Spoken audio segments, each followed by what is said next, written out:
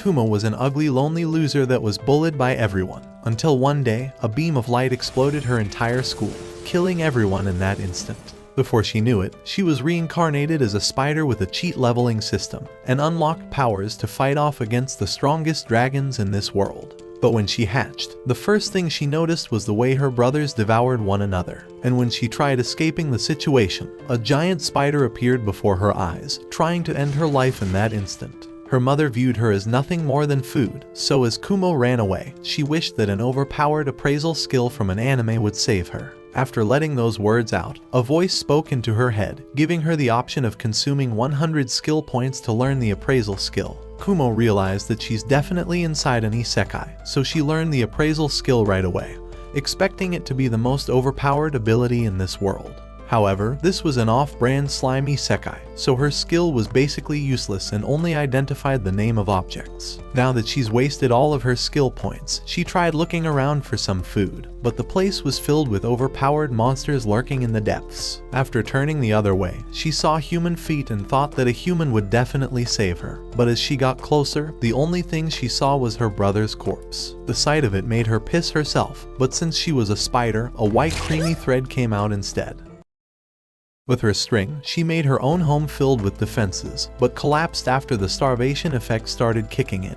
Her only option was to consume her own family, so before her health could drop to zero, she began eating her brother. After devouring his corpse, the system unlocked the skill Kin Eater at level 1, and Kumo acquired the secret taboo skill along with heretic magic. She wondered how she could use this mysterious magic, and thought she had a brilliant idea. With all of her power, she tried summoning heretic magic. A while later, Kumo noticed that a frog was stuck inside her web, but it launched a chemical towards her eye that blinded half of her vision. The monster continued launching his poison attacks, but when Kumo unlocked the level 1 acid resistance ability, she began evading all of his attacks until she managed to get a bite. However, the frog spat his poison all over her, but even after all the damage she'd taken, Kumo promised that he would become food for her belly, so she began jumping from side to side to dodge all of the attacks. As soon as she found an opening, Kumo flanked him from behind, jumping to devour his nape and end him in that moment. She began dancing to celebrate her victory, but as she ate the food, she realized it was the worst thing she's ever tasted, but at least she was still alive. And to stay alive in this world as a spider, she will live through all the disgust. Days began passing, and she managed to capture more frogs and bring them to her home. After reaching the threshold, her poison fang skill leveled up to level 2, and her body began transforming. The system announced that Kumo's body had also reached level 2, and all of her skills increased while her body healed. But before she could celebrate, she noticed one of her threads had managed to capture another creature. This time, however, she had caught a human, and the man threw an incendiary that began burning her threads and managed to escape, leaving an egg behind. Her fragile home had burnt down, but Kumo began creating a new one, and managed to construct an entire kitchen with a living room, and even a bedroom for spider plot development. Additionally, she created an alarm system to alert her whenever she caught a monster, but her belly reminded her that she was starving once again. So to celebrate the grand opening of her new home, she thought it was the perfect time to finally eat this rare egg in front of her. However, when she tried opening it, she noticed that it was harder than steel, so she tried using her genius technique to throw it onto the ground, but the egg was still unscathed. She wondered what type of egg it was, so the appraisal skill told her that it was an egg. Well, no shit. But the skill finally reached level 2 and identified the egg as a rim dragon egg, so she decided to just store it for the meantime. As she was playing, she noticed all of her alarms were going off, and a fire began burning down her home. The humans had returned with torches to burn her to a crisp, so Kumo began running away from all of them. But they continued chasing after her. While she hid trying to regain some of her stamina, Kumo began crying because all she was able to do was run away while her home kept burning.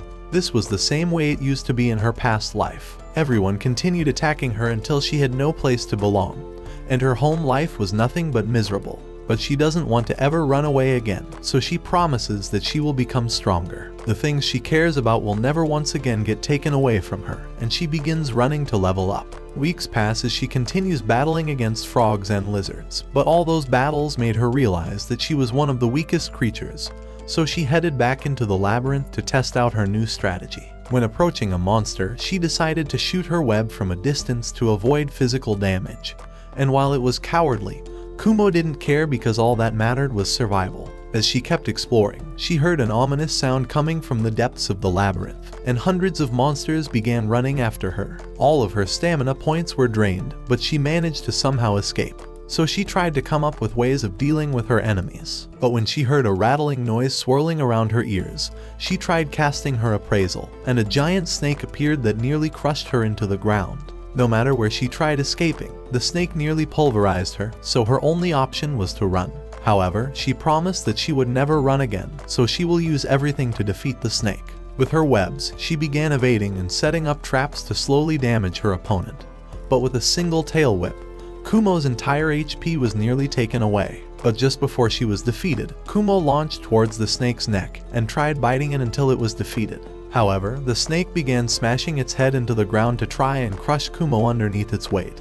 But Kumo persevered, and before losing all of her HP, she dug her fangs deeper to finally defeat the giant snake. She screamed after finally winning, and her experience finally reached the threshold again, leveling her up to level 10. Her skin began molting, and she unlocked 12 new skills. Additionally, she was finally able to evolve from a small lesser pterodactyl, and was given multiple evolution paths, either a lesser pterodactyl or a small pterodactyl. She wondered what those words meant, and thought that the lesser option would result in her size growing, while the small version would result in her entering a different species that's more advanced while still remaining small, so she decided to evolve into a small pterodactyl and began losing consciousness. After hours of sleep, Kumo finally woke up, but felt like her body didn't really change, and her level was once again down to level 1. All her stamina had also been consumed, so she began eating away at the giant serpent she defeated. With this new evolution, she had to eat way more than before, and it took longer to increase her stamina. But she also gained a lot of new abilities. Thread control would allow her to become her friendly neighborhood spider, while detection would give her the ability to find enemies before they find her. But as soon as she used detection, her head nearly exploded from all the monsters around her, so she began relying on her thread control skill for defeating her enemies. After defeating 10 monsters in her new form, she finally reached level 2, and appraisal was all the way up to level 6. She realized that in this world, level 10 must be the max before evolutions, so she decided to use her appraisal ability now that it's extremely powerful.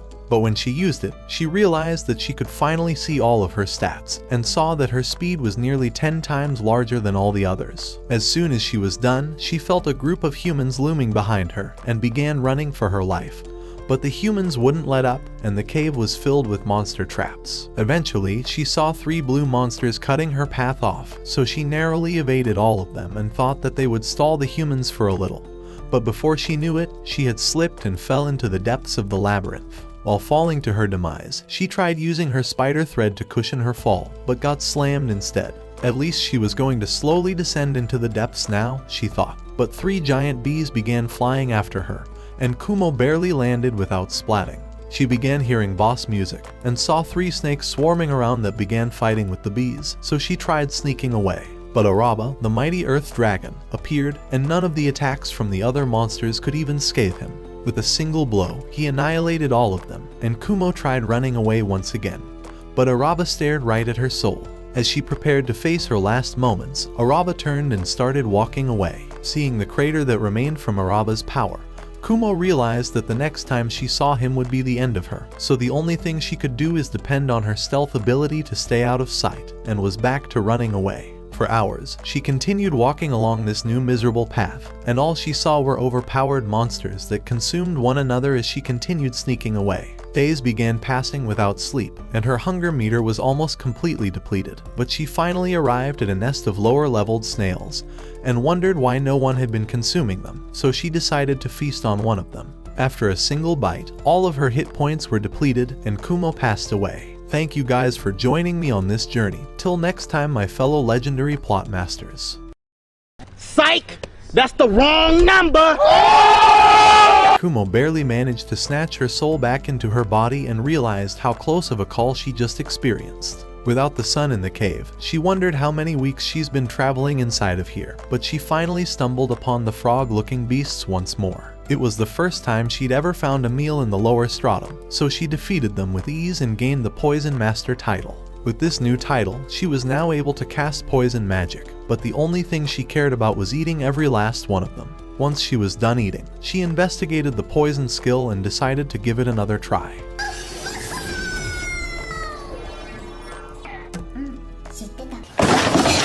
However, this time around, a skill status actually appeared, and she was able to use it, but with how much mana points it consumed, she thought it was basically useless. She thought it was more worthless than her previous life, because back then, all she did was watch the outside grass without ever touching it. But now that she's in the thick of it, she can't afford to go back to her old ways. Just as she let those words out, she noticed a giant monkey walking towards her, so she tried avoiding him.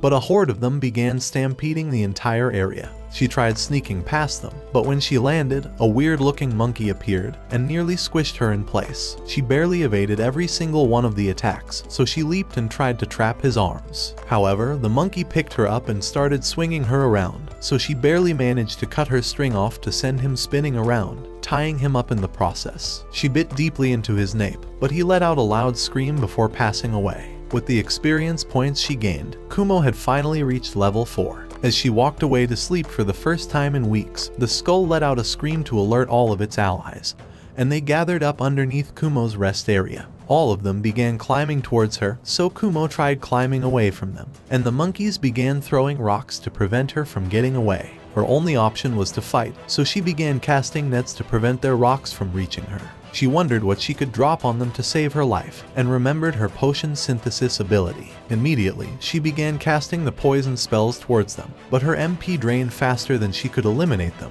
so to buy herself some time, she began tying them up to the walls. Even then, their numbers continued growing, and Kumo realized that this fight won't be over until she eliminated every single one of them. But even though each of them may outclass her, she is determined to defeat all of them. With her renewed sense of determination, a monkey grabbed one of her arms and ripped them off. 3 monkeys leaped towards her while she was immobilized, but in the last moment, she managed to level up.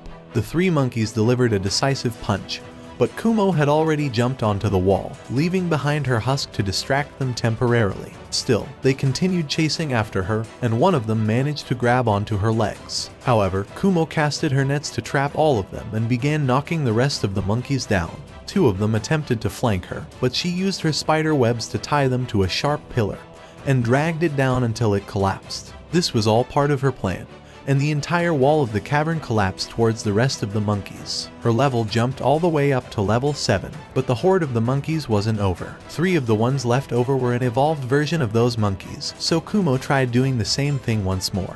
But one of them launched an entire boulder towards her. She tried once again to cast her webs on the wall, and tried dwindling their numbers down so she can take care of the 3 evolved monkeys alone. However, one of them ran backwards and began sprinting to get a jumping start. With their distance getting closer, Kumo tried launching stones towards him and wrapped him around to slam him, but the monkey managed to escape. So with her poison spell, she made him drink all of her slimy liquid. But the second monkey had already leaped towards her, so she quickly casted her net towards him and made him drink her liquid. With only one of them remaining, she searched throughout the entire area, but he was behind her and managed to bite off half of her body. Her HP nearly fell all the way to 0, and her vision began blurring out. But before she could collapse, she launched back towards him and shoved her poison spell into his mouth, eliminating him. As she fell and was ready to accept her fate, she gained enough XP to reach level 9. And her body healed all of her injuries. The only thing left was to finish off every last one of the monkeys that remained. A week later, Kumo thought that she had the worst luck in the entire world. Not only was she reincarnated as a spider, but it's been nothing but misery and near-death experiences. Her web was burning and she tried cutting it off before lighting a fire under her ass. Just as she thought she finally had some peace, a giant magma beast appeared and tried burning her alive, so she tried running away before she became a roasted beef sandwich. She was back to hiding inside the lower stratum again, and wondered how she would ever make it out of this labyrinth. If she was to climb the same hole she fell into, she would end up facing against Araba, so she wondered if there was some other way to climb up, but decided to focus on trying to evolve first. After consuming all those monkeys, she had reached level 10 and decided to evolve into a small poison pterodactyl. A few days later, she had finally evolved, and along with her body changing, her stats had all reached 3 digits, so she can definitely fight those magma monsters now. She can even see her skill points now with the leveled up appraisal, and saw the list of skills she could obtain. Among one of them was the skill called Pride, with the description stating that it contained N% of power necessary to achieve godhood. Experience and proficiency gained is significantly increased, along with the ability to exceed the W system and interfere within the MA field. Whatever the fuck that means. She didn't know how she could cause interference in a world without radio signals. She thought that even though her jokes were worse than the ones Anticlimax makes, at least no one would be able to hear them. And she's right, because she's going to be a lonely bitch her entire life.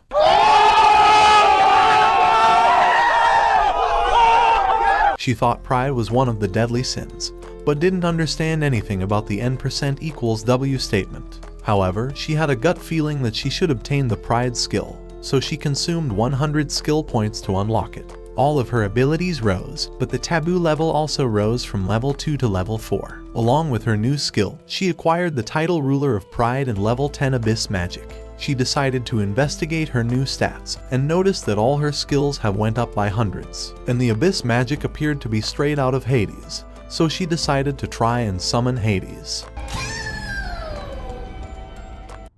This bitch never fucking learns. She realized that summoning a being as powerful as Hades would be too difficult for now, so she decided to focus on developing her other skills to deal with the heat inside the middle stratum.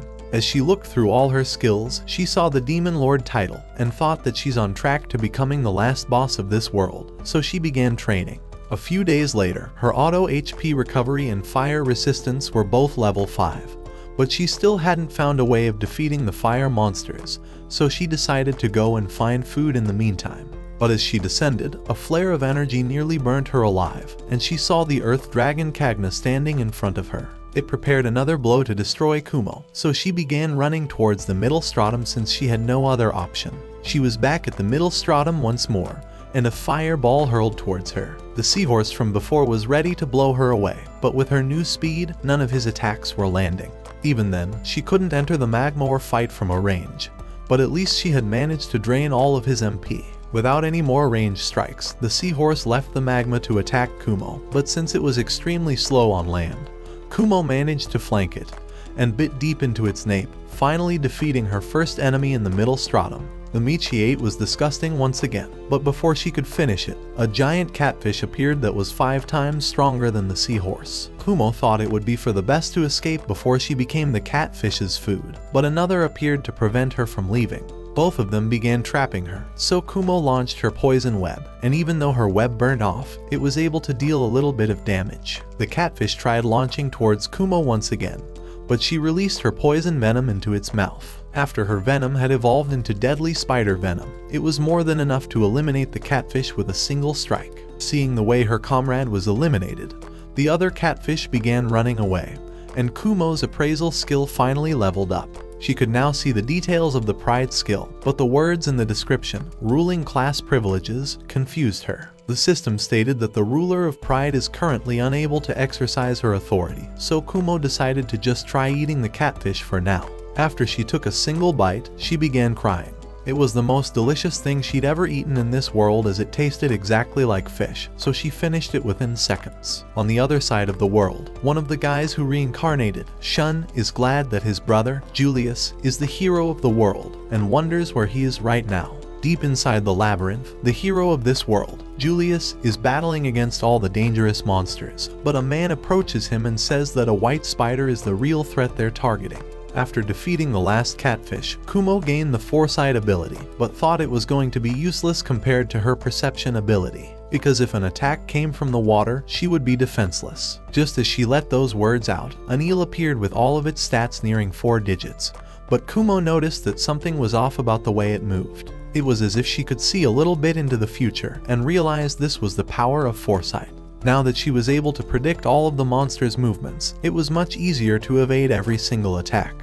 But the eel launched an area effect skill to stop her from being able to dodge. She thought that all of its mana would be drained after that move, but saw that only half of the eel's MP had been used, so she continued dodging until all of the eel's MP was drained. Her proficiency skills leveled up as she ran away, so as the eel tried doing a horizontal sweep, her leveled up foresight allowed her to evade it even faster, but she wasn't able to dodge the aerial attacks coming at her. So as it nearly burnt her to a crisp, she used energy conferment and began swinging around like Tarzan. By using all of her stamina points, her energy conferment allowed her webs to become more durable, so they were fireproof in that moment. However, the eel launched a fire blast that burnt her webs off, but Kumo continued preserving, hiding behind rocks to dodge the fire blasts. As she regained her footing, she wondered where the eel disappeared off to, but her foresight allowed her to detect the eel's next move and dodge right away. Now that it was finally on solid ground, Kumo began evading every single one of the attacks with her incredible speed,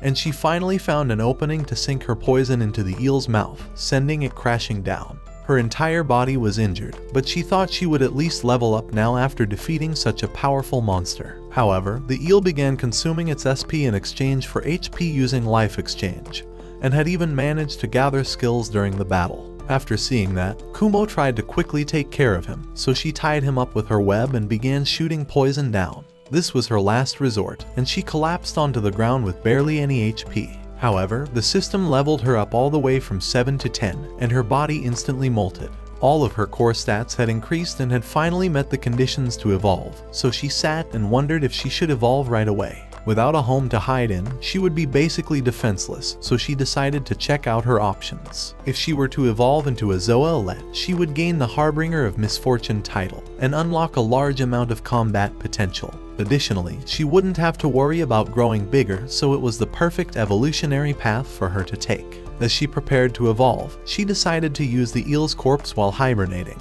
The scales would be the perfect defense, so she began dragging the eel in circles until she finally formed a shit-looking home, and began her evolutionary process inside. A few hours later, Kumo finally came out with a completely transformed body filled with thorns, and began digging the eel with her new scales. Her status revealed the 30 different new skills she unlocked, and her new scythes dissected the food with ease, allowing her to eat the second greatest meal in her life. In an instant, it was all consumed, and she wondered if it was so good that she blacked out. But instead of worrying about it, she began considering which skills she should unlock. Among one of them was the skill titled Perseverance, which would allow her to convert her MP into HP before it hit 0. She thought it was broken, so she decided to unlock it and consumed all of her skill points, but her taboo also went up 2 levels, and unlocked the Heresy Nullification ability. With it, she could now use her detection skill without getting any headaches, and as soon as she used it, she was able to break out of the Matrix like Andrew Tate,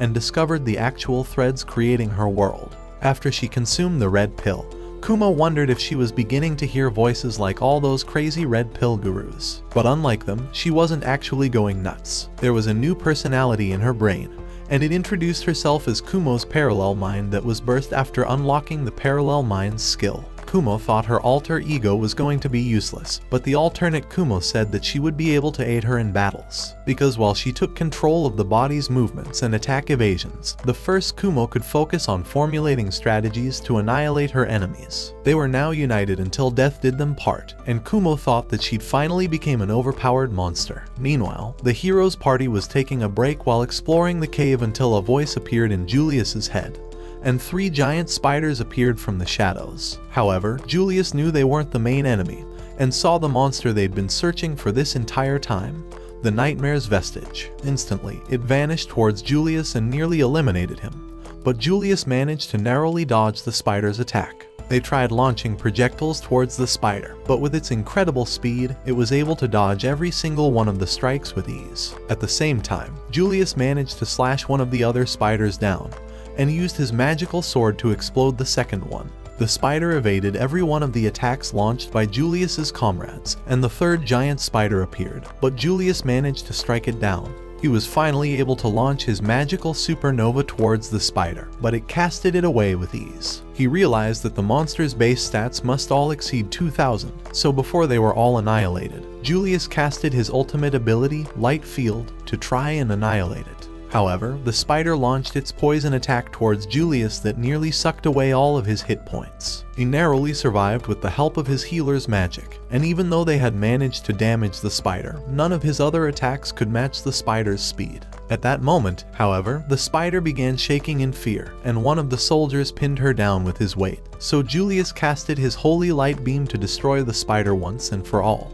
They had finally completed their mission and began walking away, but Julius wondered what could have terrified that nightmare's vestige. On the other side of the world, a man asked a mysterious woman what concerned her, but she said she just had to deal with the creature getting ahead of itself and tells the man to just focus on his own job. The man agrees to her command, as she happens to be the Demon Lord. Meanwhile, Kumo studied the Ruler of Perseverance title she had acquired, and saw the various skills she was able to obtain. Among one of them was the Evil Eye abilities, where each one had different overpowered effects like paralysis and permanent burn. She didn't want to pick a single one, but her alt ego reminded her that she has 8 eyes, so she would be able to use 8 of them. After being shocked by the genius of her second brain, she decided to take the cursed evil eye and unlock the rest later. As soon as they found an evil frog to test her abilities on, Kumo ran closer and casted her evil eye ability towards the frog. Within just a few seconds, all of the frog's hit points were drained, and her appraisal skill had finally reached level 10.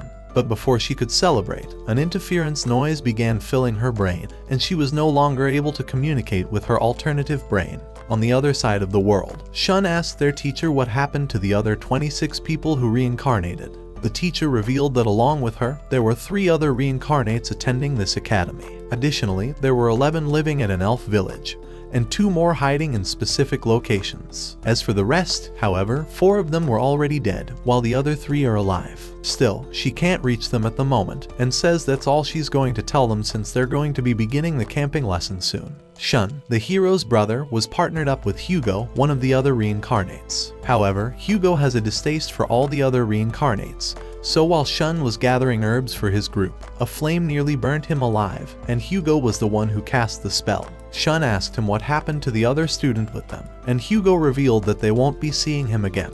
After all, this world is nothing but a game for him, and he will become the ruler of this world. With all these skills and abilities, this world is like a dream come true, and Shun isn't a part of his dream. Shun quietly appraised all of his skills, and realized that Hugo's been planning this for a long time.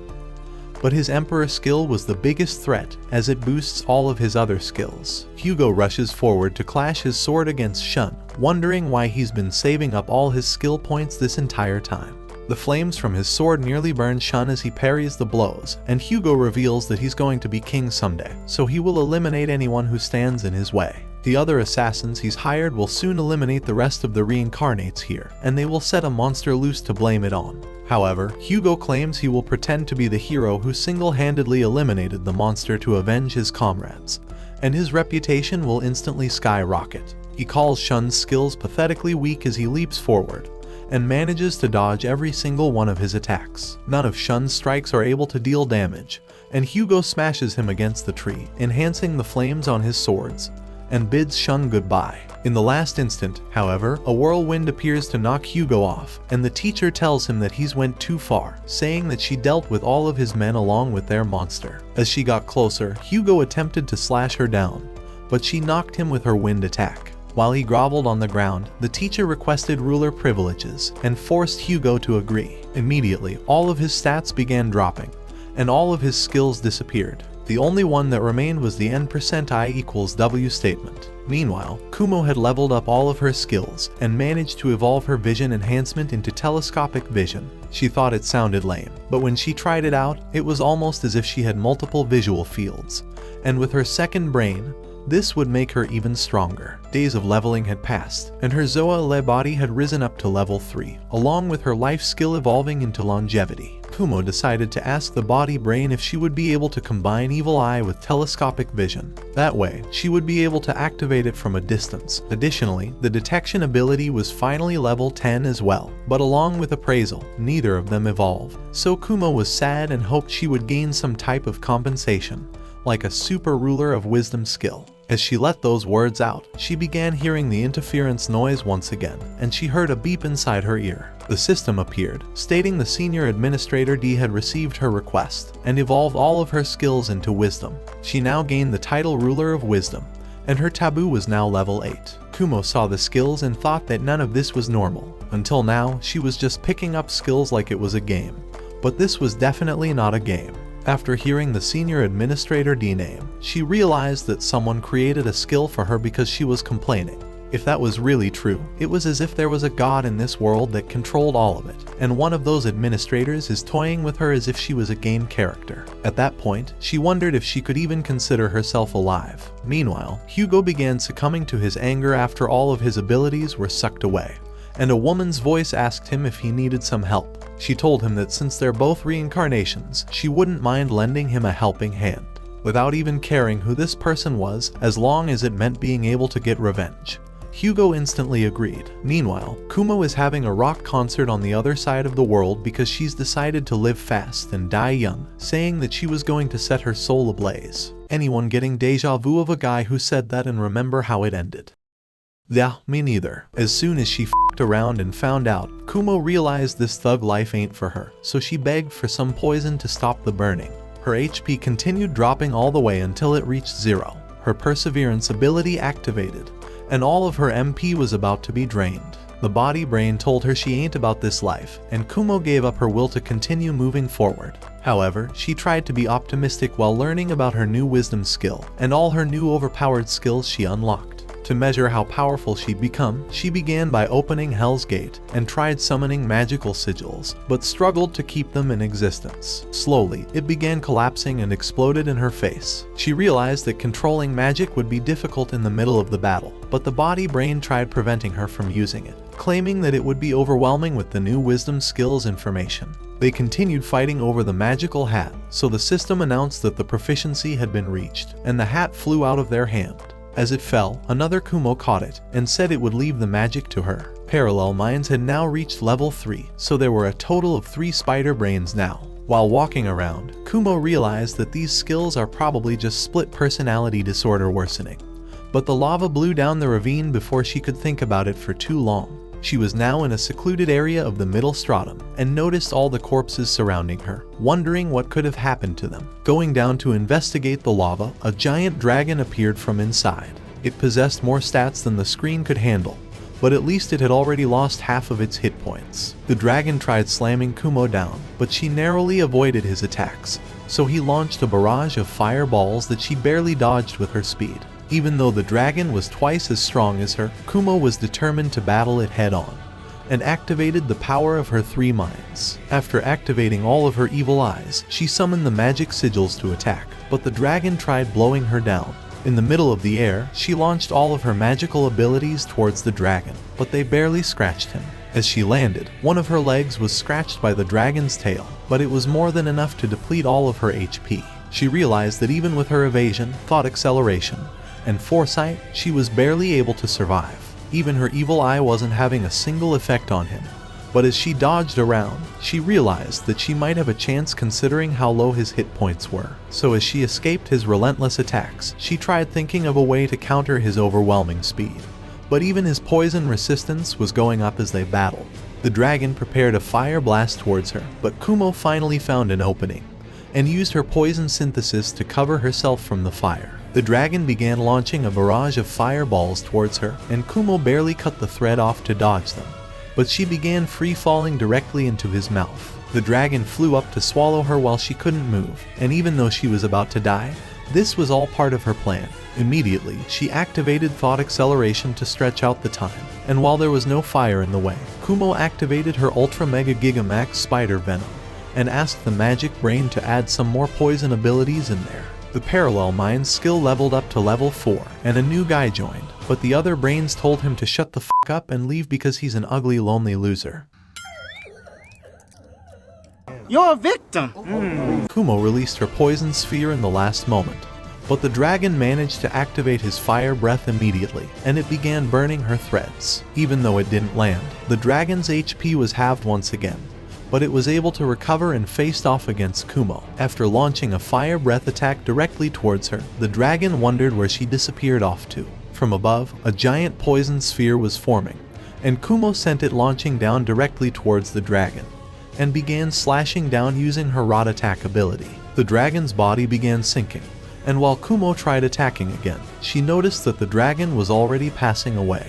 The backlash of her rod attack ripped her own arm off, and the dragon finally sunk away. This was all part of her plan.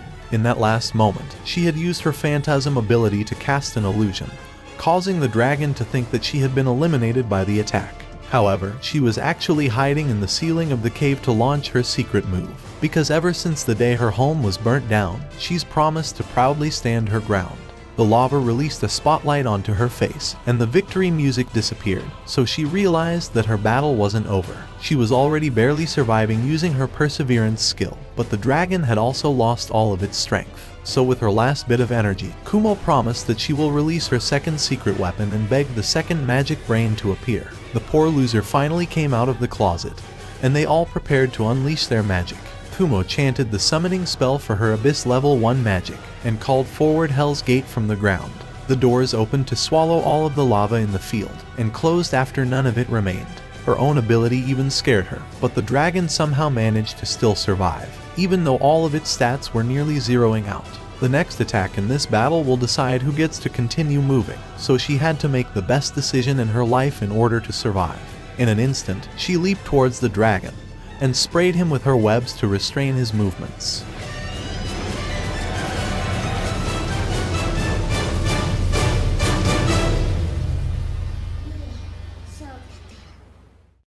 She began leveling up constantly, going all the way up to level 19.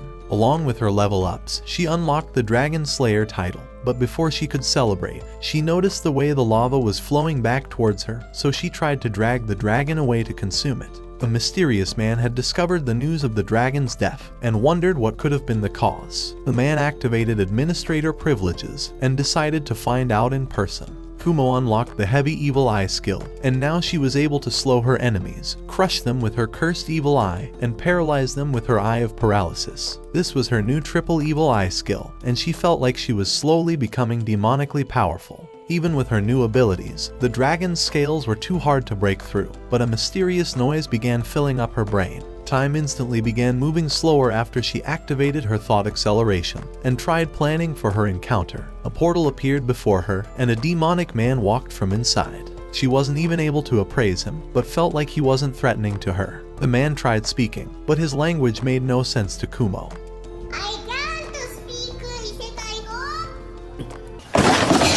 Kumo's dumbass tried explaining with her arms, so the man dropped a smartphone in front of her, and Administrator D introduced herself. The man grabbed the phone, and the administrator told Kumo to wait for a moment. They began speaking some language made up by an 8-year-old bored in math class, and after they were done, the man left through the portal and disappeared. The administrator introduced herself, saying that her friend won't be getting in Kumo's way. Kumo wondered who the this crackhead was, and she introduced herself as D. All of Kumo's thoughts were being read, but D explained that she normally doesn't do this, as she likes to just watch from the distance. Kumo wondered why she would be watching her from a distance. Administrator D revealed that she's the most malevolent god in this world, which is why she's been enjoying seeing all of her struggles this entire time. But she promises that if Kumo perseveres, she will eventually get all the answers she wants.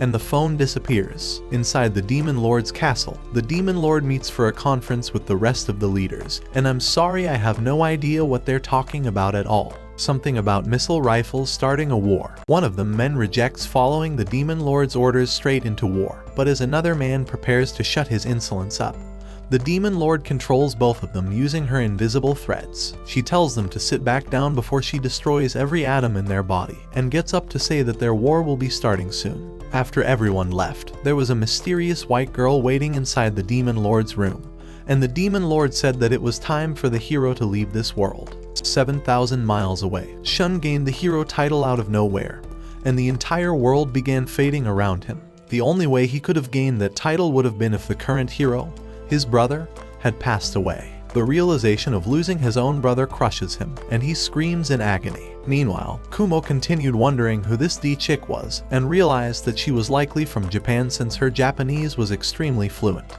Instead of worrying about it, Kumo decided to just focus on clearing the middle stratum first, and finally found the route to the upper stratum, so she began approaching it. The war on the human front had already escalated, and the human forces had lost 1/10 of their troops. One of the generals congratulates the commander on securing victory, but he's realized that there's a limit for the human power, so he asks the man if he's heard of the Nightmare of the Labyrinths. 15 years ago, his group was traveling through the depths of the labyrinth. All of the monsters native to the labyrinth had been escaping, and numerous adventurers believed the S-rank spider was the cause of the problem. After a while of traveling, The adventurers noticed threads stopping them from advancing, so their leader used all of his fire power to burn the threads down. As they explored deeper into its nest, they wondered if a spider was truly capable of creating such an intricate house, and decided that it must have abandoned it. However, the spider stared down at them from above, and their leader was instantly struck with fear. Without even attacking, it had already activated hundreds of skills and jumped down to block off their exit.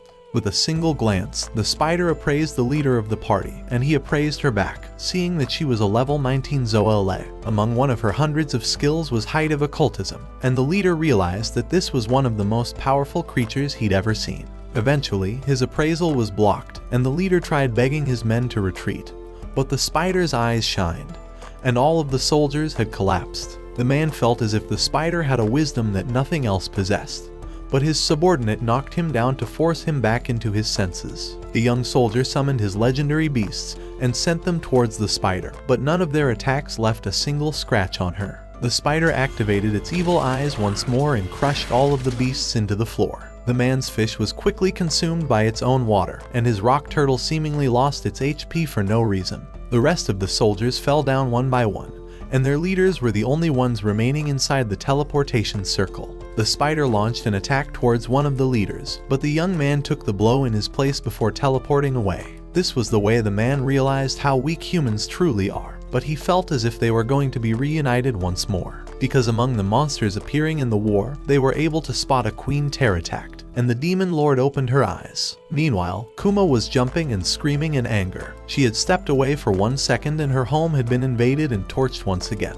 All she had wanted was an apology from them, but they began attacking her instead, so her actions all count as self-defense. At the very least, she marked them before they left, but decided to find the labyrinth exit first. After the last battle, the system leveled her up to level 20, and she was now able to evolve into Edsane, a creature that was known as Death-Given Form. She decided to commence the evolution right away, and her taboo reached level 10, causing the system to begin installing information. The word repent kept flashing on the screen as the taboo menu began releasing the entire history of the world. Eventually, the installation was complete, and Kumo struggled to get up once again. The leveling up has left her in complete disarray, as she had learned about every single thing that happened in this world. The only thing she was able to understand was that if nothing changes, this entire world will be annihilated soon. It's up to her to change the entire fate of this world. But the only thing she can do for now is grow stronger, and the only way to get stronger in this world is by defeating enemies, so their next target will be the mighty Araba. As she went back into the lower stratum, she saw a giant snake that outleveled her, and cowered in fear, deciding to fight Araba a different day. However, the earth began quaking, and using telescopic sight, Kumo was able to see the way the snake battled against Araba. Using gravity magic, the snake sunk Araba into the ground, and nearly plunged its poison into him.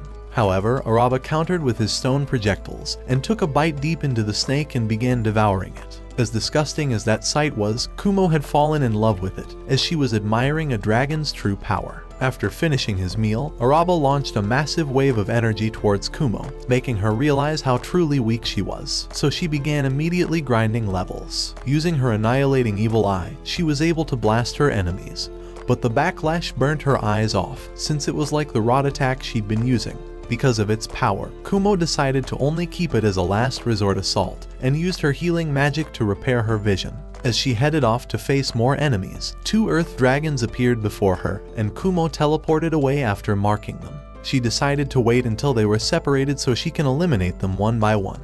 But before she battled them, she decided to clear her future battlefield against Araba. All the hornets would be blocking her aerial movements, and after seeing how the previous battle with Araba and the snake ended, she realized that remaining on the ground was a death sentence. The only way she'd have a fighting chance would be by exterminating the hornets, but they kept biting into her without her detection ability recognizing them. Even though they were level 1, they continued biting her, so with flamey eyes, she began leaping towards the sky and used her threads like a whip, casting her area of effect magic to deal with all of them. Her magic levels began going up, so Kumo continued casting all of her abilities to slowly eliminate every single one of them. This was one of the powers unlocked from the Height of Occultism skill, and combined with heretic magic, she would be able to deal massive damage to Araba. At the same time, the hornets continued raining down until one of their generals appeared. Immediately, it rushed towards Kumo and ended her, but it was all an illusion. Hundreds of soldiers began approaching her, and Kumo finally saw their hive, so she began launching her bullets towards the hornets in the sky. All of her opponents began falling, and their nest finally collapsed, allowing her to level up once more. All that was left was her final preparations for the battle against Araba, so she consumed all of her skill points into another deadly sin, sloth. Araba's footsteps were finally approaching her, and although his stats were 4 times higher than hers, she was determined to make him regret the time he set her free, and she jumped towards him, launching her bullets. However, none of them made contact. She began leaping away to lure him into an aerial battle, but Araba was able to keep up with her speed, so she created an all-out magical assault and filled the sky with sigils to rain her magical bullets towards Araba. While some of them were landing, his HP was instantly regenerating all of the damage he was taking, so for now it was a stalemate. Araba got in position and launched his dragon breath towards her, but Kumo had faked him out, and cast her bullets from above and beneath his jaw, crushing him. But even as he collapsed, his tail nearly whipped her out of existence, and he regained his footing to cast magic. Kumo tried retaliating with her own barrage, but while she was blinded, Araba attempted launching towards her, and she narrowly avoided being bitten by him. Her threads were the only things carrying her away from his blasts, but even those were setups for more advanced earth magic traps. It was all she could do to continue surviving, especially since none of her magic eyes were having any effect on him.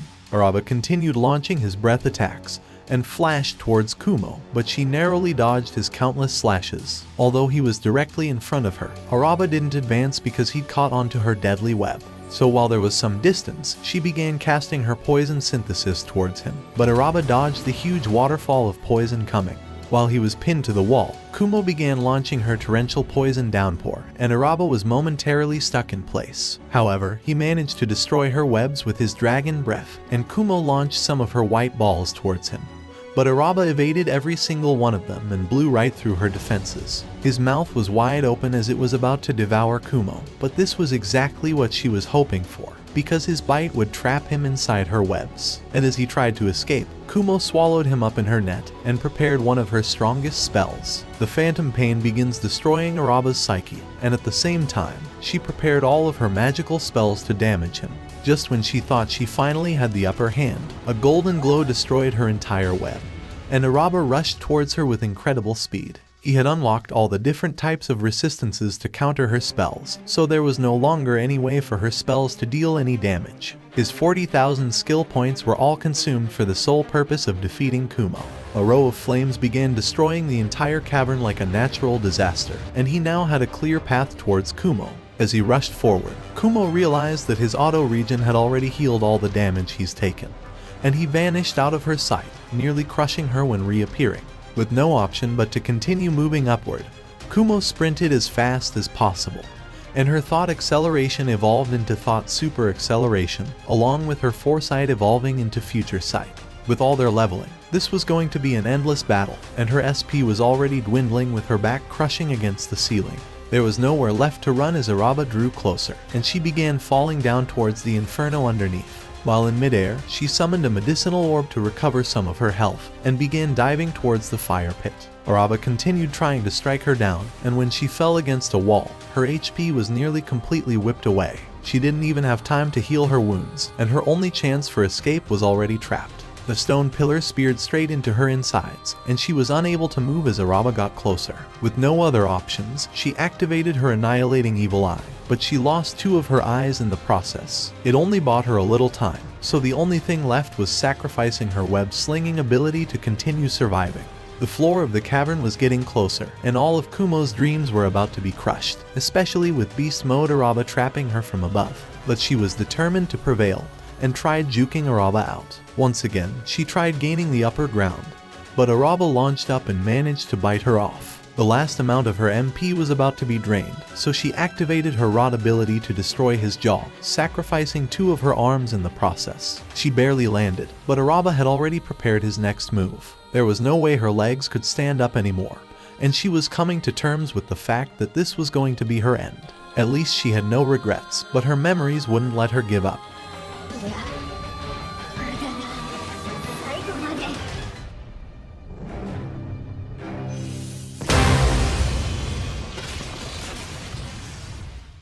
With no leftover energy, Kumo fell down and thought she had finally managed to survive thanks to her overpowered skill. The only thing she could do was activate her sloth ability. There was no chance left for Araba to win this fight, especially after she had consumed all of his stamina and mana points. Draining his HP was never her intention, as his auto regen would have ruined any chance of it ever hitting 0. This was why she picked up Sloth, to slowly drain his stamina points, the only stat that can't be automatically regenerated. It was all part of her master plan, and she finally prepared all of her magic to destroy him. The monster who once didn't even consider her to be a worthy opponent, the one who traumatized her, he was now going to be her prey. In his last moments, however, Araba managed to stand up, and she saw a look inside his eyes that lacked any frustration.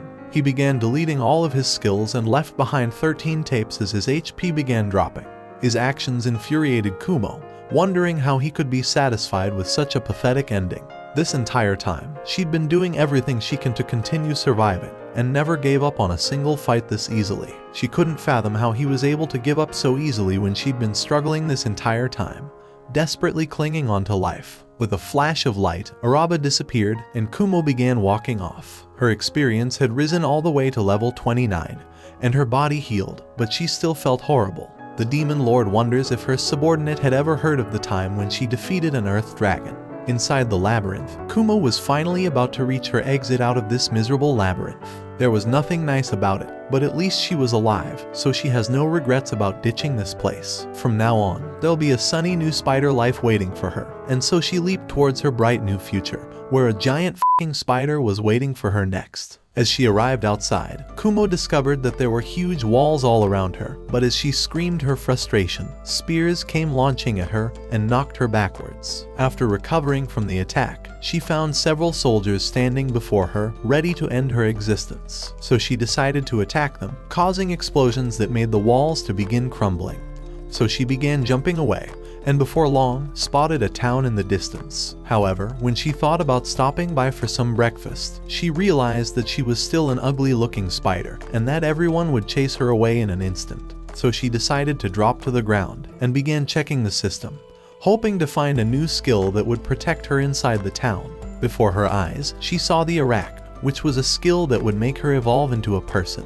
Looking to acquire the skill, she began hurrying away, but fell on her belly as she was hungry and had not eaten any food throughout the day. But suddenly, her head began to hurt, and she realized that her mother was demanding for her to return to the caves. For a moment, she thought of returning to the caves, but after finding the heresy nullification, she decided to cancel her mother's control over her. Since she defeated Araba, she was convinced that she could take on all of her enemies by herself. Meanwhile, at a distance, a few soldiers were carrying rubble, but after seeing an army of spiders rushing towards them, they began running away. At the same time, an alarm system appeared before her eyes, allowing her to discover that an army of spiders were rushing towards her. So she decided to check their stats, and discovered that they were as powerful as Araba, and that the lead spider was an arch-pterodactyl. Determined to fight, Kumo walked out before them, and told them that she had been expecting them, as she was hoping to lure them into her trap. But the lead spider cut down her thread, and as all the threads began to break, a tree started falling towards her. Luckily, she flew away, as more trees began falling down. As the spiders got caught in her second trap, she decided to unleash a rain of black bullets on them, destroying the ground before her. However, as she began celebrating her victory, the ugly spiders jumped out of the dust, unscathed by the attack. So they unleashed their webs at her, looking to capture her, but Kumo began dodging them. However, after discovering that they all had thread control skills, she realized that it would be difficult to defeat them. So Kumo dodged more attacks and started running off. However, her leg got caught in a web, but as another web launched at her, she broke it. And as she dodged another series of attacks, she ran off again. While running again, the arch-pterodactyl tried eating her, but she flew on a tree. However, when they began flying towards her, she wrapped them in her webs and trapped them inside. Although they were much larger and stronger, she had used her human knowledge to set up the trap. And as she jumped on the arch-pterodactyl, she summoned her teleportation magic, making them vanish into a volcano, and began descending into lava. However, the spider cast a platform at the final moment and saved himself from doom. As he tried shaking her off, the platform began cracking. But Kumo was determined to defeat him, so she jumped to a new platform and summoned a mighty rain of black bullets on him. However, he began using his healing skill, so his HP started increasing, and the platform under his legs multiplied. As he continued healing and resisting her black bullets, Kumo realized that she may not be able to eliminate him, so she decided to unleash black spears at him, and as she managed to destroy the platforms, he fell into the lava, making his HP decrease. However, she would not let his perfectly good meat to go to waste, so she pulled him out. As she began eating him, the system told her that she had reached her experience threshold and had increased by 2 levels. While vomiting into a bowl, she began to vanish, but appeared to the remaining spiders. After another teleportation spell, they vanished into the volcano, and she pulled them out as another meal. Just then, a signal began flashing on her head from her mother, making her realize that she was still determined to bring her back to the caves. So she decided to create a plan, and entered into her spider realm, and inside the realm, she ordered her replicas to end their mother so that she would stop trying to summon them. She wanted them to enter into the portal before them, and to launch an attack on her mind. However, when Magic Brain wondered what kind of attack they were meant to carry out, Kumo told her that she could not come up with any, but wanted them to try whatever they could. So as they entered into the portal, they began devouring their mother like sick little children.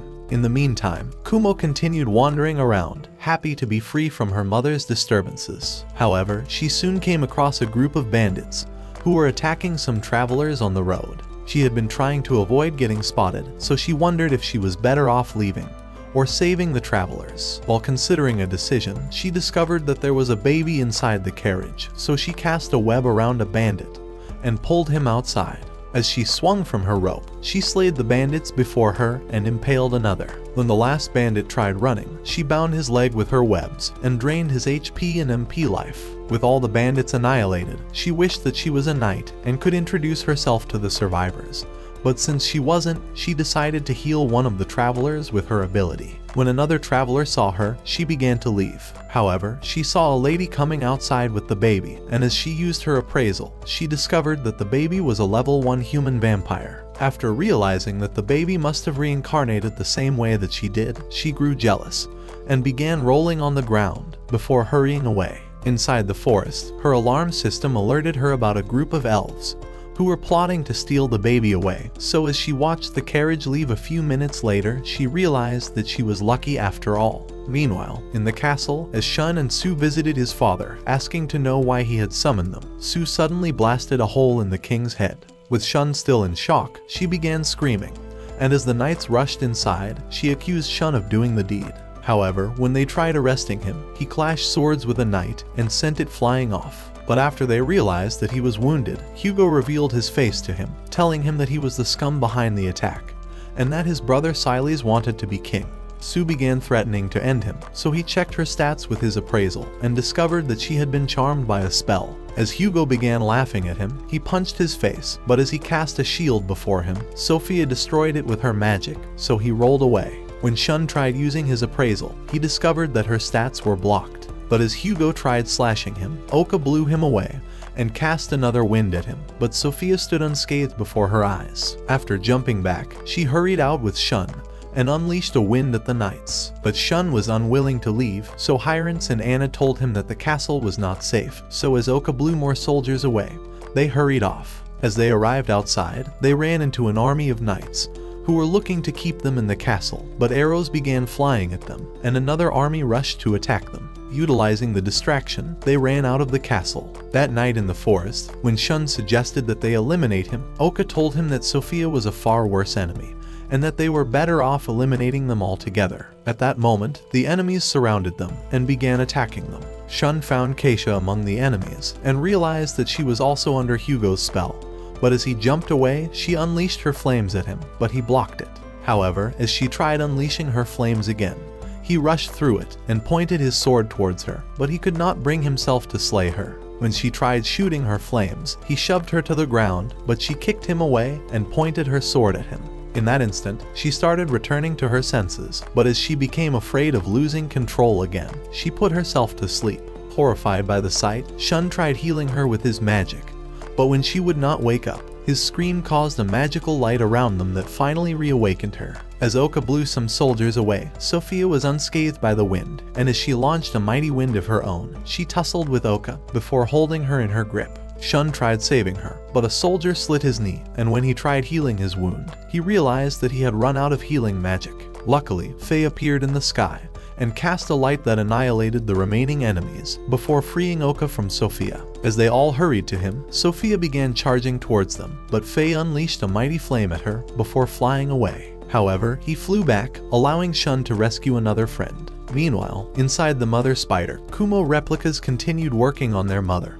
Pause. But when Magic Brain began wondering why she was not trying to fight them off, the others thought that she has too many offsprings to focus on. However, Magic Brain continued wondering why their mother had not sent more spiders to find Kumo. Since they had a connection to her, she suspected that their mother knew they were a freak of nature and was intending to annihilate Kumo immediately. And at that moment, the mother spider screamed at the remaining offspring before blasting a hole into the ceiling. When Kumo's replicas tried leaving to warn her, they discovered that they had been trapped inside by their mother, who was determined to end Kumo and began hurrying out of the cave. At the same time, Kumo was wandering through the woods, considering what to eat. She thought of catching a boar or a deer and eating some fruits afterwards. And while saying these words, she came across a fruit, but as she began eating it, a leg impaled the ground before her, and she realized that her mother had come out of the caves to end her. As Kumo checked her stats, she discovered that her mother was a level 89 Queen Pterodict,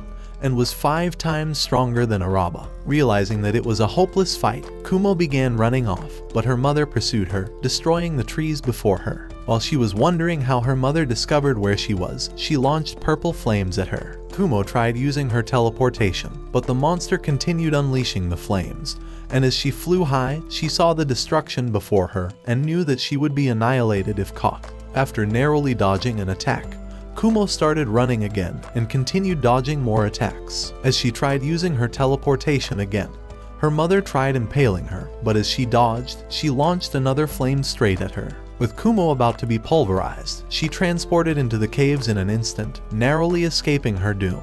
However, while she was resting, she discovered that her legs were burned off. When she decided to hide until she was healed up, a pterodict destroyed her web, making her realize that millions of spiders were waiting to attack her. As she thought of escaping, she realized that her mother must have known that she would teleport to her old home, and had ordered her siblings to wait for her. In an instant, they cast her webs at her, but as she dodged, a spider caught her and began ejecting venom inside of her.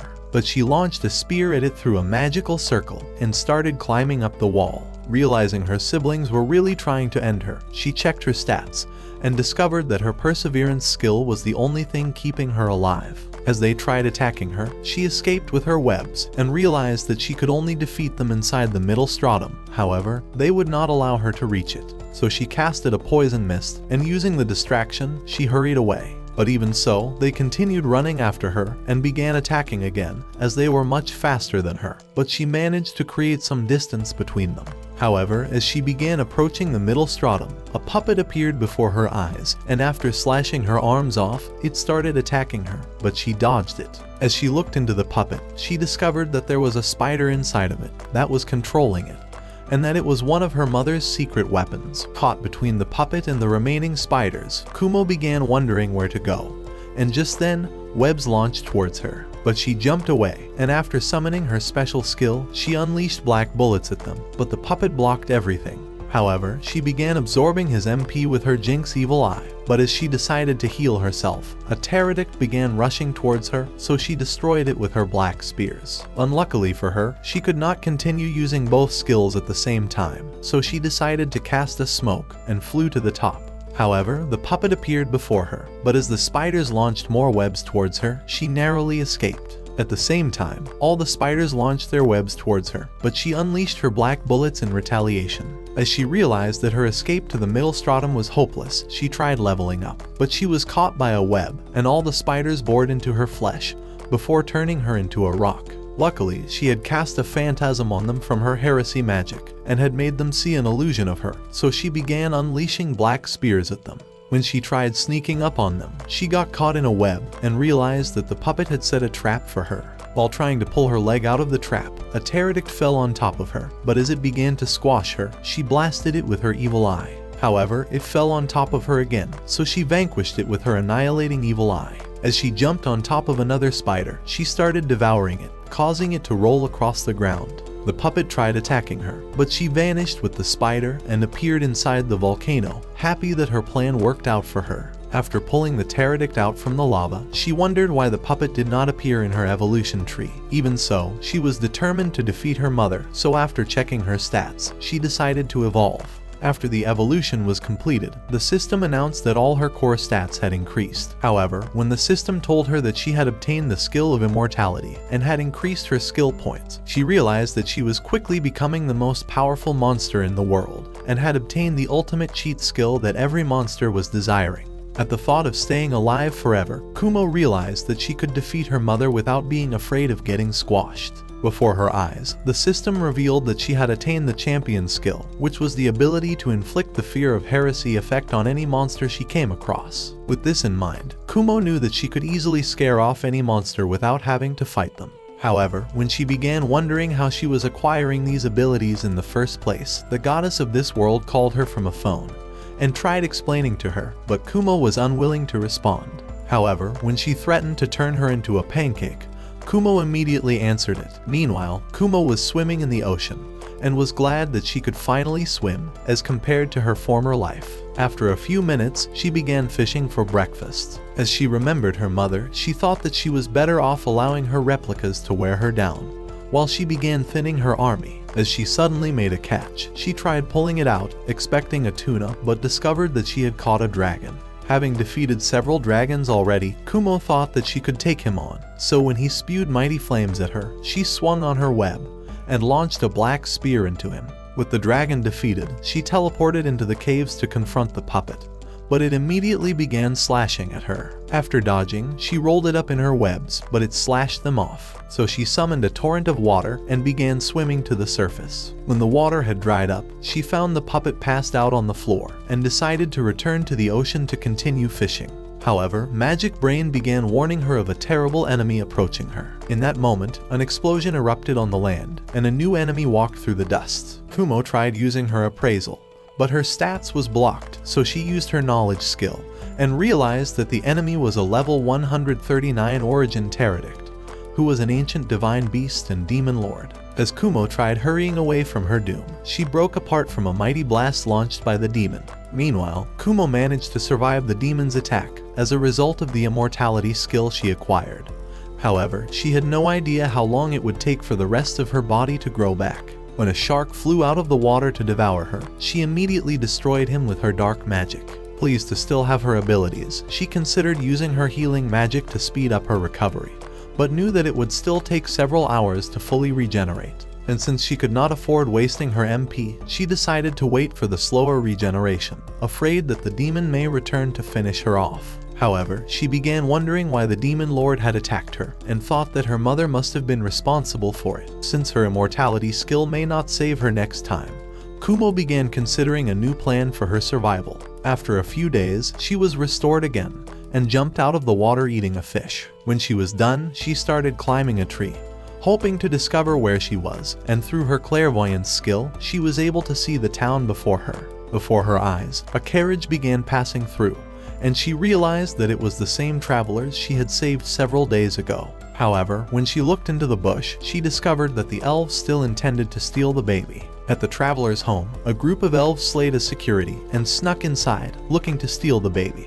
But as they arrived inside the room, they started falling as Kumo annihilated them with her jinxed evil eye, and before long, began monitoring the last of them, whom she had marked with her evil eye. As he arrived at their village, Kumo realized that there were still a few of them left, but wondered why they were determined to steal the baby. The following day, Kumo saw a group of elves worshipping their goddess and began eliminating them with her evil eye. Within a few days, she had eliminated all the bandits around the town, and although the lord of the town thought she was a filthy, disgusting insect, the townspeople were convinced that she was sent by their goddess. After all, the demon lord, who was the queen pterodactyl, was having the title of ancient divine beast. A lady began approaching her from the town, asking her to heal her son who was looking very sick, so Kumo came down from the tree and decided to check his stats. She realized that the boy was having liver cancer and wondered if they had nothing to eat, since the woman's stats revealed that she was malnourished and fatigued. So she decided to heal them with her healing magic, and as they recovered, the woman gave her an apple.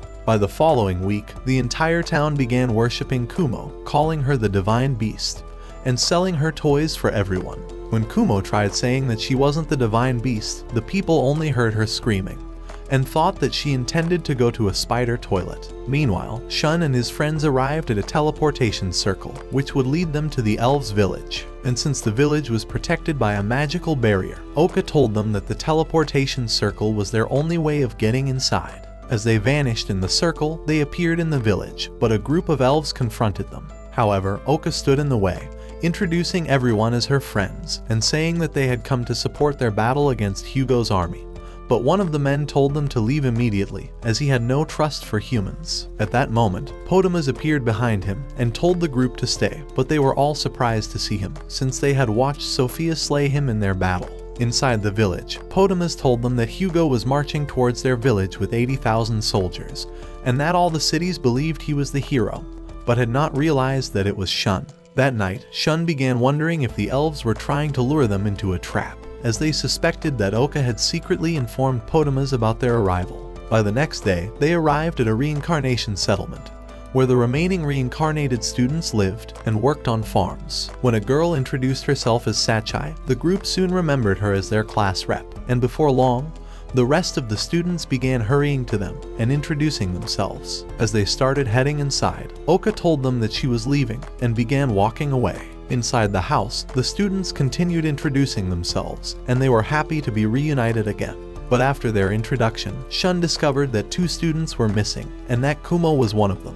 When Shun asked how they ended up in the elves' village, Sachai told him that some of them were sold off by their parents, since they were considered to have a mysterious existence. Meanwhile, in the town, Kumo began sensing that the demon lord had left the labyrinth and was hurrying towards her, but as she considered running off, she realized that her mother was alone in the bottom stratum of the labyrinth, and that she had lost most of her abilities due to the attacks from her replicas. Looking to exploit the opportunity, she vanished into the caves, but as she faced off with her mother, expecting an easy victory, she realized that she was stuck to her mother's webs. As her mother tried to end her, she slashed off her legs and jumped away. When she tried swallowing her with a mighty wind, Kumo held on for her dear life and narrowly dodged a powerful flame. In that instant, several webs began covering her, so she launched her black bullets at them, but it did no damage. Kumo knew that she would be trapped before she could teleport, so she decided to slash the webs and began falling towards the ground. But in an instant, her mother cut her apart and tried swallowing her again. However, Kumo was determined to survive and tried flapping away. At that moment, Magic Brain returned and powered her with new abilities from their mother's astral flow, which they had devoured. With these additional powers, they blasted their mother with a torrent of attacks. Immediately, Kumo was restored and all her stats increased. Looking to end her mother, she spewed a mighty flame, destroying her in an instant. When it was over, Magic Brain told her that the last of the replicas had gone into the Demon Lord, having found a portal in their mother's mind, and had considered it their perfect opportunity to attack the demon. But after these words, Kumo realized that the Demon Lord was returning to the caves to eliminate her, so she vanished. In the town, a group from a neighboring kingdom confronted Kumo while she was eating, and accused her of destroying their fortress a few weeks ago. It was the castle that she found herself in after emerging from the labyrinth, and was shortly attacked by the soldiers before she destroyed them. When the townspeople tried stopping them, they threatened to declare a war on them, and commanded Kumo to follow them, but she vanished, and began heading towards the trees with her fruits. From the distance, she discovered that the leader was a guest in the Lord's home. But as she thought of leaving the trees for a different settlement, she realized that the baby would be endangered again. To be certain that she was also safe, she decided to spy on the Demon Lord, and found her battling a great monster in the labyrinth. Relieved by this, she tried resting, but a man appeared from a portal, whom she had met before, and introduced himself as Guladistodes. What a f***ing name. We'll just call this ugly, useless, worthless moron Gilly. He told her that he was an administrator of their world, and asked her to stop attacking the Demon Lord. But Kumo was confused, since it was the demon who was looking to end her. However, she soon realized that he was referring to her replica, who was inside the demon, so she told him that she had lost connection from her since she obliterated her mother. So Gilly asked her to leave the town and find a new settlement for herself, as he considered her too powerful to be around regular people. But Kumo was determined to stay, and told him that since she attained the taboo skill, she had learned that a group of elves were looking to destroy their world, and was bent on ending them. Hearing these words, Gilly realized that he could not make her leave the town, so he vanished into the portal. As Kumo returned to her bed, she was alerted by the system and narrowly dodged the knives aimed at her. After blocking more knives, she eliminated the men with her evil eye. But when she tried draining their EXP, she discovered that they were the same group from the neighboring kingdom, and decided to get her revenge. At the same time in the Lord's home, the leader was sipping grape juice, but suddenly began to fall and passed away from Kumo's evil eye. When the Lord found him, he realized that Kumo must have been responsible, and feared that her action would cause a war between the kingdoms. And since the other kingdoms were eager to start a war, he was convinced that they would exploit every opportunity they had. Immediately, a man rushed in to inform them that the neighboring kingdoms were all marching towards their town to annihilate them. Meanwhile, Kumo had spotted the army and thought that she was responsible for the declared war, so she decided to fight for the town. In the elves' village, Oka wondered if the students blamed her for keeping them in the settlement. When she first woke up into this world, she realized that she was reborn as a baby, but was shocked to see that everyone had long pointed ears. However, through her memories of otaku facts, she knew that they were elves. In her former life, prior to the explosion, she had aspired to be a great teacher, and had spent her time imitating the latest trends to aid her in understanding the students better. And due to this, she had felt some satisfaction from her work. However, after the explosion, her soul found it difficult passing on, and since she was determined to hold on to her memories, she decided to continue caring for them like she was still their teacher. Luckily, she had acquired the student roster skill, which was a listing of all the students who reincarnated, as well as the details of their past, their present, future, and their annihilation.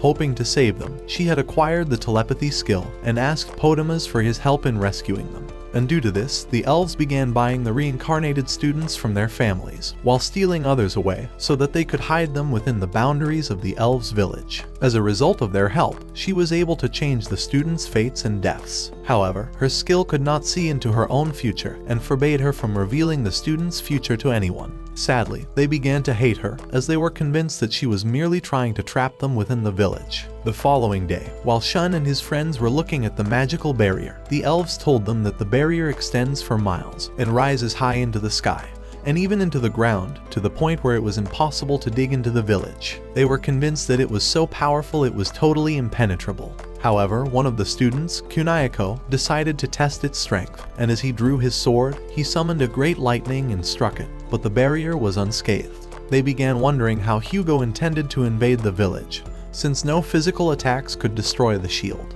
Later that evening, while the group were returning to their settlement, Oka appeared before them and asked to speak with them. After the remaining elves had left, she began confessing to them that she reincarnated from a different world, but told only a few of them about it, as she was afraid of being considered their enemy. She said that they all had their memories from their previous world, and were born with overpowered abilities and skill points to acquire as much power as they desired. Hyrance, who was not a reincarnated student, wondered how they got into this world, so Oka told him that they were summoned by the administrators. According to the elves, the administrators were gods that desired to take the lives and powers of those who were reincarnated. Moreover, Oka was convinced that the administrators gave Hugo the power to control all the kingdoms, and to begin marching on the elves' village. Since they could not fight for themselves, they were making Hugo do all their dirty work without him even realizing it. That evening, the group decided that they would protect the teleportation circle. After all, it was the only way the enemy forces could enter into the village. However, they wondered if the rest of the reincarnated students had taken sides with Hugo. Since they were merely trying to support the elves, Hyrance suggested that they fought cleverly in the battle, and fled the moment the elves began to lose.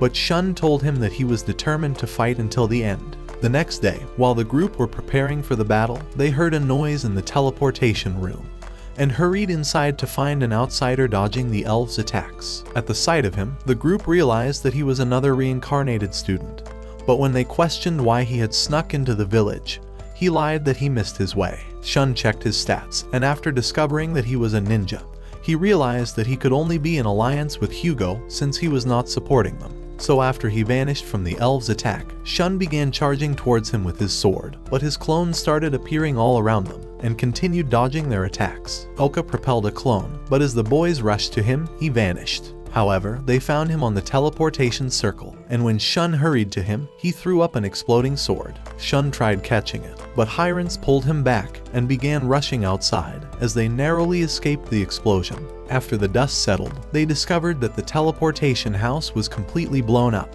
and that they were trapped in the village. Before their eyes, the barrier began dissolving, and with the village finally exposed, Hugo drew his sword and commanded his army to attack everyone, so they rushed forward and began clashing with the elves. Hugo charged towards Oka, so she blasted a wind at him, but was dispelled by Sophia. Hugo wished to fight without anyone's help, so he asked Sophia to step aside and charged forward, but Oka cast a wind at him. However, he broke out of it and launched a powerful slash towards her, but she managed to neutralize it. He flew to her and began slashing off her attacks before dodging her arrow and flying towards her again. As she launched an arrow, he caught it, and after dodging more attacks, he unleashed a mighty attack of his own, leaving the elves running off before Yuri obliterated them. Hugo told Oka that he had acquired the Lust skill, which allowed him to control whomever he touched. As Oka launched arrows at him, he turned invisible and told her about his ultimate power, the Greed skill, which allowed him to steal the abilities of whoever he slayed.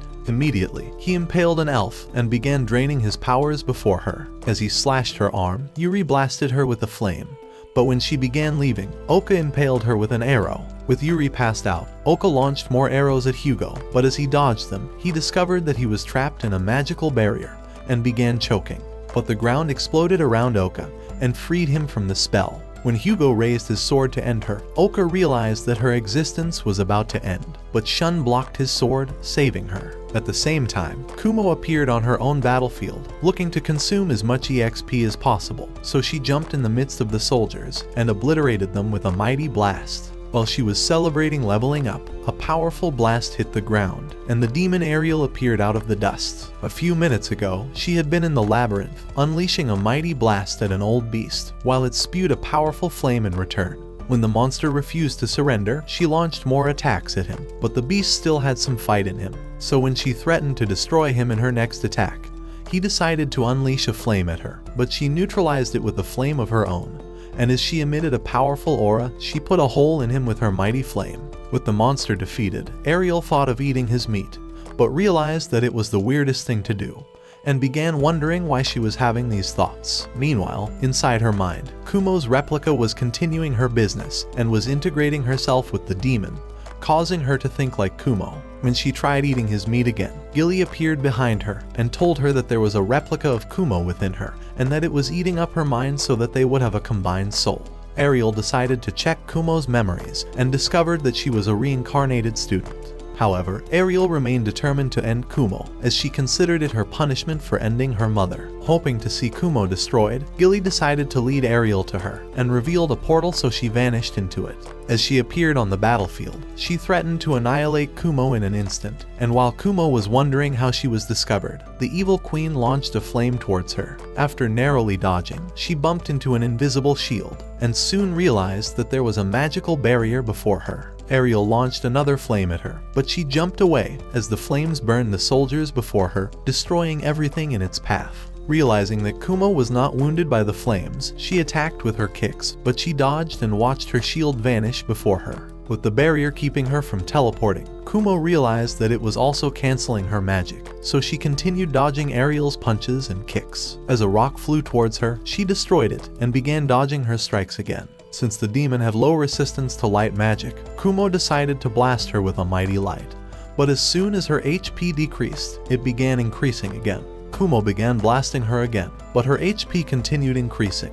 When she arrived before Kumo, she summoned a large rock, but as she tried running, it vanished, and the demon began approaching again as her SP increased. When she checked her stats, she discovered that Ariel has the gluttony skill, which helped her recover her HP and SP by merely eating anything. Swiftly, she knocked Kumo back, and she began crushing the soldiers as she rolled away, and consuming their EXP.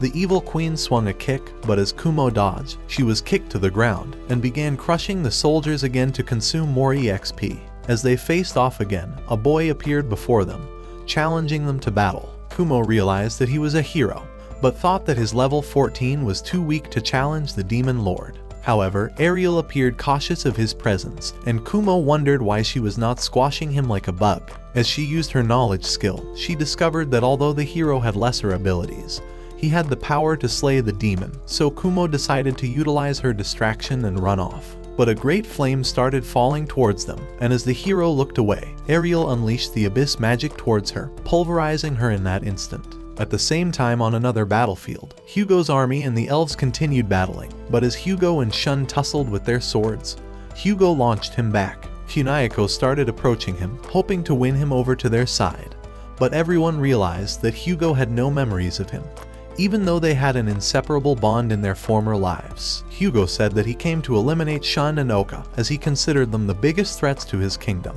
However, Oka was looking to defend everyone, and offered to fight him herself, but Keisha held her back, as she was still wounded. So as Shun faced off with Hugo again, they decided to fight alone without any support. Hugo began emitting a powerful aura as they charged at each other and began clashing swords, with Hugo looking relentless in his attacks. But Shun knocked his head and punched him in the gut. As he pointed his sword at him, Hugo tried controlling his mind with the jinx of his glowing eyes, but Shun was apparently too powerful for him. Since acquiring the Dragon Slayer title, Shun had become resistant to every magic. After commanding him to surrender, Hugo began slashing at him, determined to slay him, but Shun dodged easily, and as he knocked his sword away, he punched him hard in the gut. Hugo claimed that the world belongs to him, but Shun told him that it belongs to everyone living inside of it, and watched Hugo fall as he tried standing.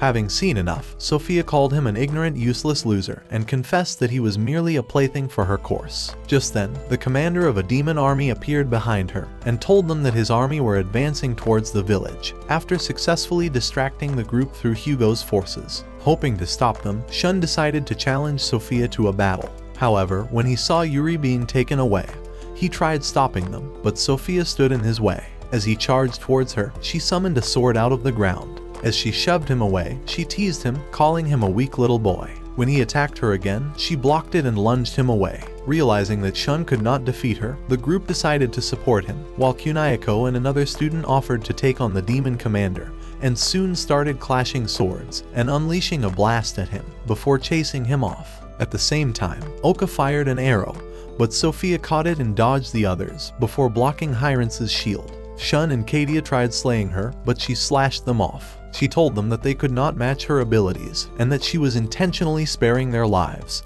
since her master had commanded her to eliminate none of them.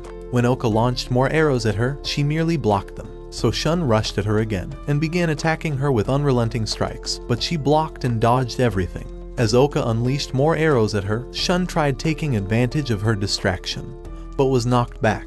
When he demanded to know why they were being spared, Sophia told them that the administrators of this world needed their powers. But in an instant, a mysterious circle spread across to her, and as Shun began rushing towards her, Oka fired several arrows, while Hyrance threw his shield at her. However, when Shun tried slashing her, she merely blocked his sword, so he jumped back in surprise. She told them that she was impressed with their combined attacks, and swiftly kicked Shun back to the group, as he realized that magic and weapons had no effects on her. Faye descended before him, realizing that it was a lost battle, and decided to surrender. She had always known that they had no chance at winning, but knew that Shun would insist on fighting, so she decided to wait for her moment, after he got his butt kicked a few times, before admitting the truth. At the same time, the students returned, having defeated the demon commander, so Sophia commanded him to return to the battle. Determined not to surrender, Shun decided to fight again, since defeating her was their only shot at winning the war. All of a sudden, a new enemy flew down from the sky,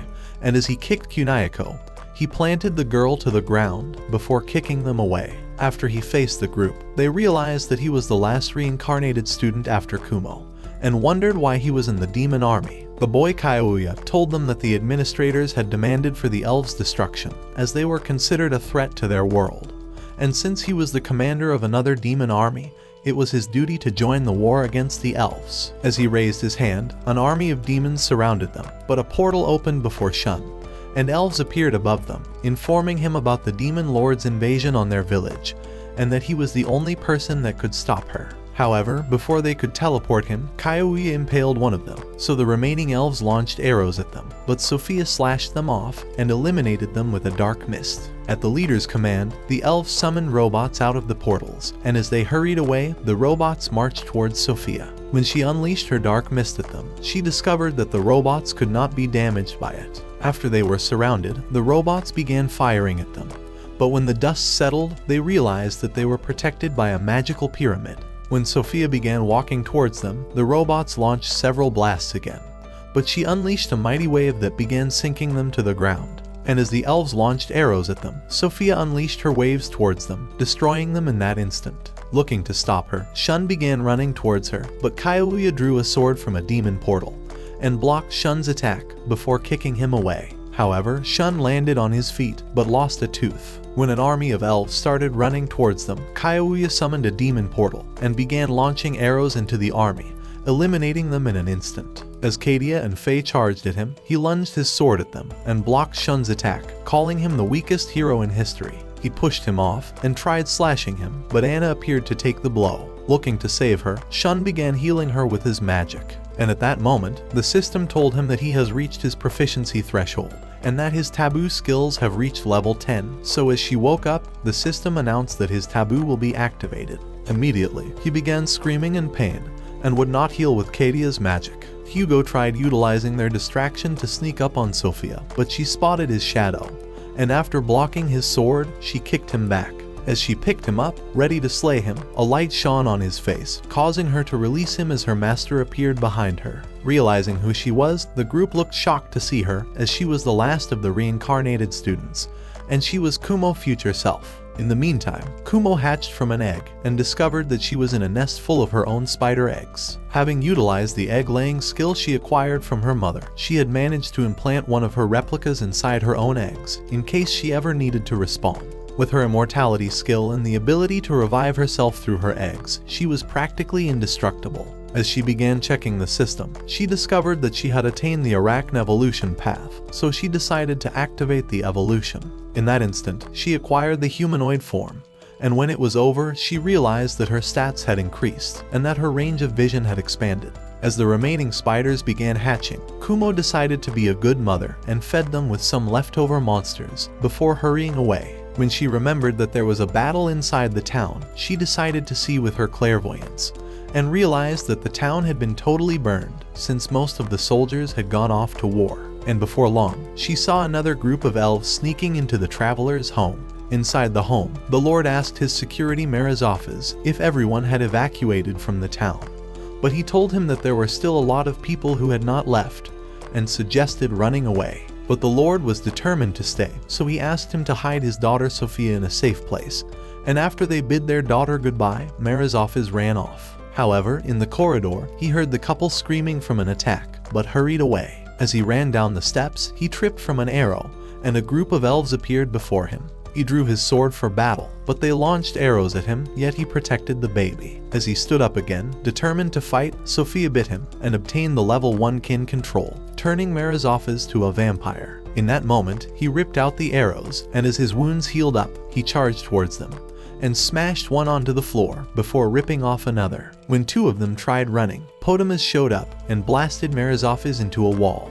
He believed that Sophia was too dangerous to be spared, and although she was still a baby, he was convinced that she had to be isekai'd, but Marizafes stood in their way. As he tried summoning a spell, Kumo appeared before him and knocked him into a wall. With her evil eye, she eliminated the remaining elves and began healing Marizafes. When Potamus began approaching her, she tried checking his stats but found nothing. However, when she tried using her teleportation spell, he cast an anti-magic barrier, causing her spell to vanish. As he introduced himself, he called her a threat to their world and began attacking her. And since she had doubled in size, Kumo found it difficult evading his strikes, and with her magic neutralized, she had little chance of defeating him. After narrowly dodging his kick, she realized that she could use her thought acceleration skill, and as she began dodging his strikes again, she decided to use the skills that were activated inside her body and swiftly punched him. But he was unfazed by her strike and began attacking again as they continued jumping across the walls. As he ran towards her, she jumped away and shoved him into the wall.